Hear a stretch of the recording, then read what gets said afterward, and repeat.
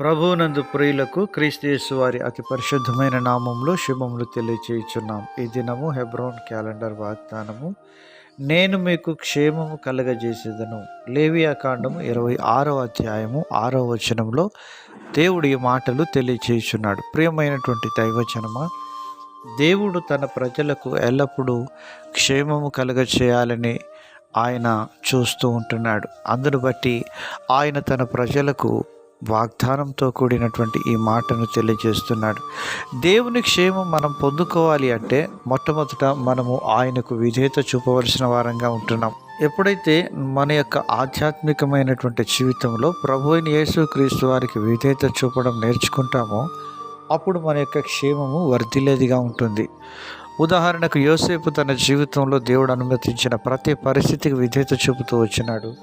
అందును బట్టి యోసేపును దేవుడు క్షేమము కలుగజేస్తూ వచ్చినాడు. తాను వెళ్ళిన ప్రతి పరిస్థితిలో కూడా యోసేపుకు దేవుడు క్షేమము కలుగజేస్తూ వచ్చినాడు.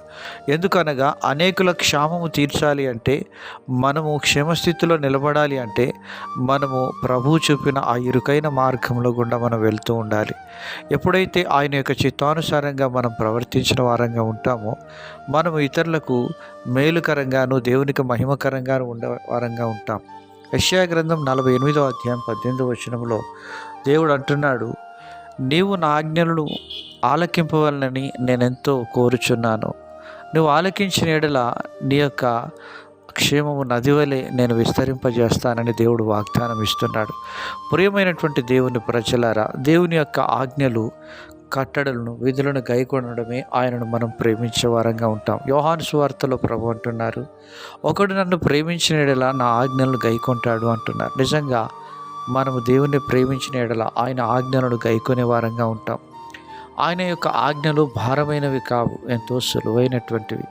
ప్రియమైనటువంటి దేవుని ప్రజలారా, దేవుని యొక్క ఆజ్ఞలను మనం గైకొన్నప్పుడు దేవుడు నిర్దేశించిన ఆ క్షేమ స్థితిని దేవుడు మనకు అనుగ్రహించేవాడుగా ఉంటున్నాడు. రాబో దినములలో మీకు క్షేమం కలుగుటకు అవి హానికరమైన ఉద్దేశములు కాదు, సమాధానకరమని ఇర్మియా గ్రంథం 29వ అధ్యాయంలో దేవుడు తన ప్రజలను గురించి మాట్లాడుతున్నాడు. ఆ విధంగా మన జీవితంలో కూడా మనం దీవించబడాలని దేవుడు కోరుతున్నాడు. ఆ రీతిగా మన యొక్క ఆధ్యాత్మిక జీవితంలో దేవుని క్షేమాన్ని పొందుకొని అనేకులకు దీవెనకరంగా, దేవునికి మహిమకరంగా, ఇతరులకు మాదిరికరంగా ఉండడానికి ప్రభు మనకు సహాయం చేయనుగాక.